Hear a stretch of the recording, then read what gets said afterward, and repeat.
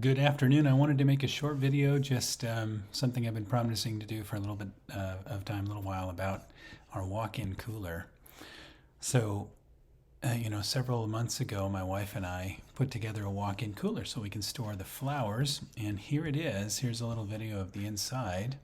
You can see the cool bot. This is shortly after it was finished. I've got it insulated. It's about, I want to say about 5 inches of insulation there in the shipping container. Pretty nice. It was quite a bit of work. There was a little bit of an expense there, but we saved a lot of money doing it ourselves. So this is a 20-foot long by 8-foot by 8-foot shipping container. So here's the adventure. First of all, we had to secure a shipping container. So we, did some research online, called a bunch of places, found a 20-foot by 20-foot. 20-foot by 8-foot by 8-foot, and had it delivered. And those things are 5,000 pounds of steel. So we have a small tractor, and I was able to push it into place, but you can see I set up these large posts so we could essentially roll it into place. So I got all these set up. I think I used 6 of them, and we'd set it down and we'd move it in, and we'd move the post and roll it a little bit more, and I had that tractor pushing it in. So there's another view of those posts. I wanted to put it in the barn to keep it protected from the sun. We could have left it out. It was supposed to be waterproof, and I'm sure it would have been, or it is, but we wanted to put it inside the barn so it wasn't outside anywhere. So here is the full-size big rig truck. That is I want to say it's a 53-foot truck. So full size, that's our little storage unit. He came in our backyard, did a couple of maneuvers, and then slid it off right there. And you can see it's sitting on these rollers. And then slowly but surely, using our little tractor, I slid it back in there. I had done all the measuring, made sure that it would fit width and height-wise. There was one cross beam I had to move. You can see it right here. I had to move that up about 6 inches. This is a water line that runs over to the sink that I had installed over here. But we rolled it in here and put it in this nice flat spot. So there it is, almost in place. You can see I've got a floor jack here. And this was really cool. It's 5,000 pounds, and I had to shove it against the wall, here on the right side. And I would go over here and I'd push with all my might and couldn't get it to move. So I had this brilliant idea. It was actually something I'd seen probably on YouTube before, where you jack it up and you put something under one side at a slight angle. And so as that weight's coming down, it hits that one side and it just slides over. It just slides over. So I did that, I'd put it under there and I'd push it over a foot. And then I'd jack it back up, put one log over there, again, at an angle, and then as that weight comes down, it just slides it over. So it was sliding it toward that wall there to the right side of the screen. So this was an adventure. It was a whole day, several hours getting it in place. You can see there it is finally in place against the wall. I tore up the floor a little bit. It's just dirt and gravel. I'm getting it into place. And then the first thing I had to do was insulate it. So I got all this insulation. I think I got it at Lowe's. I have a little full-size truck and put a whole bunch of insulation in there and went back and forth 2 or 3 times. The ceiling it's domed slightly, and so in order to keep them up against the ceiling, and this is just construction adhesive, used a bunch of construction adhesive and pushed it up, and then these are the pieces that I will use. I'm holding up the pieces that I am using. So here it is after the first coat, or the first layer, I guess. And this is, insulation tape.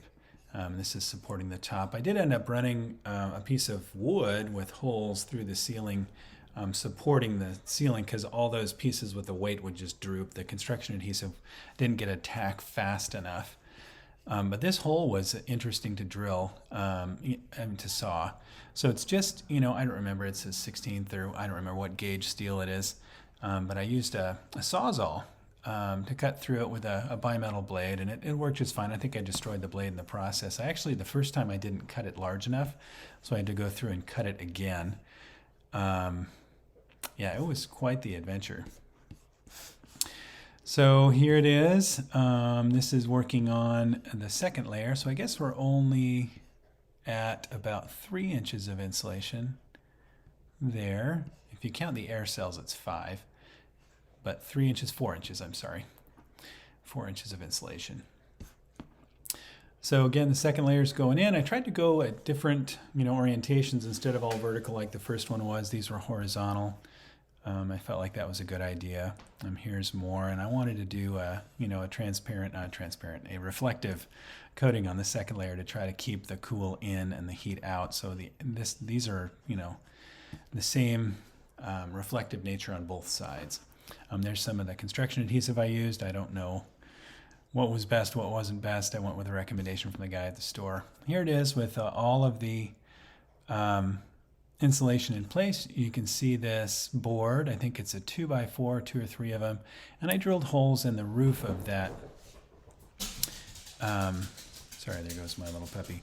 In the roof of that storage unit container, shipping container, so that I could support that up. So there are holes, with a washer and then a bolt down through there and another washer. You can kind of see the washer here and the nut holding that in place. And then I taped it all with insulation tape.